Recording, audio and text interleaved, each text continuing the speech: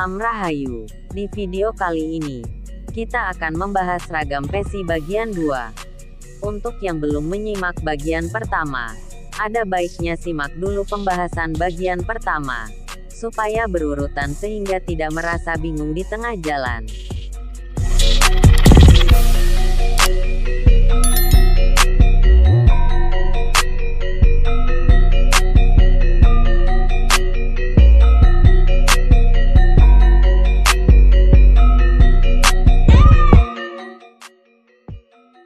Pesi yang tidak pernah dilepas selama bertahun-tahun akan mengalami korosi dan menjadi rapuh sehingga rawan patah ketika dilepas dari dedernya. Tapi bagi sebagian orang justru meyakini bahwa pesi yang patah dan tertinggal di dalam deder atau biasa disebut pesi kurung memiliki daya magis yang bisa dimanfaatkan untuk berbagai macam keperluan. Pesi kurung yang dianggap memiliki tuah adalah pesi keris yang tidak disengaja tertinggal atau patah sebagian di dalam hulu atau dedenya dan tidak dapat dikeluarkan kecuali dengan memecahkan atau membelahnya. Terpisahnya pesi dengan kerisnya dimaknai sebagai sebuah pertanda bahwa tuah dari keris tersebut telah berpindah atau manjing ke dalam dedernya sebagai simbol bersatunya lingga dan yoni secara utuh. Mengenai tuah dari pesi kurung yang bermacam-macam seperti tolak bala, sarana penglaris, keselamatan, menumpuk kekayaan sampai pengasihan dan lain-lain tentu saja sangat masuk akal mengingat berbanding lurus dengan banyaknya macam pamor dan tuahnya. Tetapi tentu saja pesi kurung hanya sekedar sarana, daya dan kekuatan tetap dari Tuhan Yang Maha Kuasa.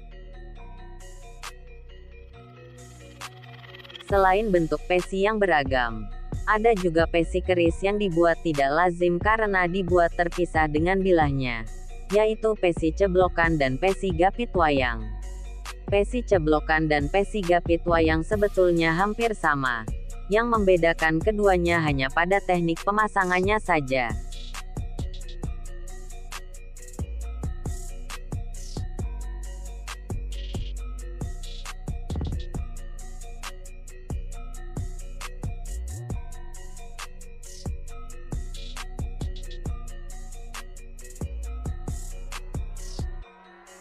Pesi ceblokan berasal dari kata ceblok, yang kemudian menjadi ceblokan.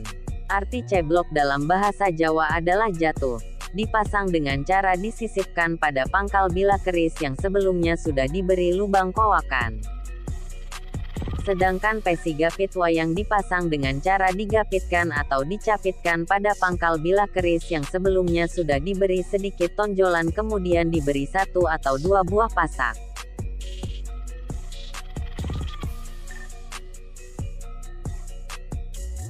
Pesi gapit wayang signature dari Empu Jigja, seorang empu yang hidup di masa Majapahit. Konon pesi gapit wayang dibuat untuk tujuan esoteris, yakni meningkatkan kekuatan, daya magis dari suatu pusaka, sehingga memudahkan kontrol dari isi gaib pusaka tersebut. Wallahu alam.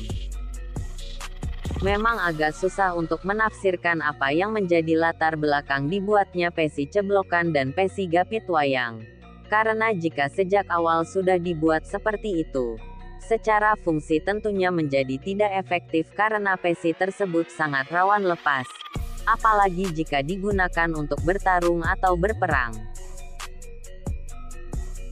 Normalnya dalam proses pembuatan kodokan keris, bagian pesi juga akan sekalian dibentuk dan menyatu atau menyambung dengan bilahnya.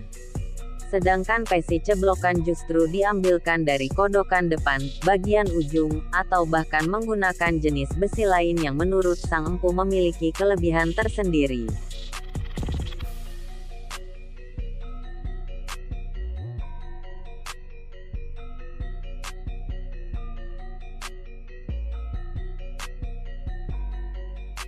Keris dengan pesi ceblokan dan pesi gapit wayang dipercaya memiliki tuah yang lebih ampuh dibanding keris-keris pada umumnya.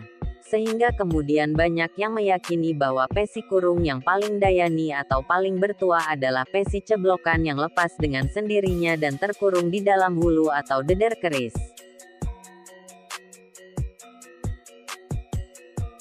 Mengakui adanya kekuatan gaib merupakan pengakuan universal manusia, karena antara budaya dan kepercayaan selamanya akan tetap menjadi bagian dari hidup manusia.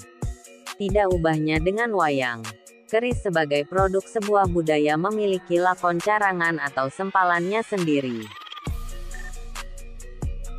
Ada satu lagi bentuk pesi keris. Keris Tangguh Mageti. Dengan ciri-cirinya ujung pesi yang berbentuk sirah gendelo atau kepala capung. Dan masyarakat perkerisan menyebut ciri ujung pesi ini dengan istilah kembang cengkeh, ujung tiang bendera dan pentol korek. Nah, di lain kesempatan, kita akan membahas lebih rinci dari keris Mageti. Terima kasih. Salam budaya. Budaya Tosan Aji Nusantara.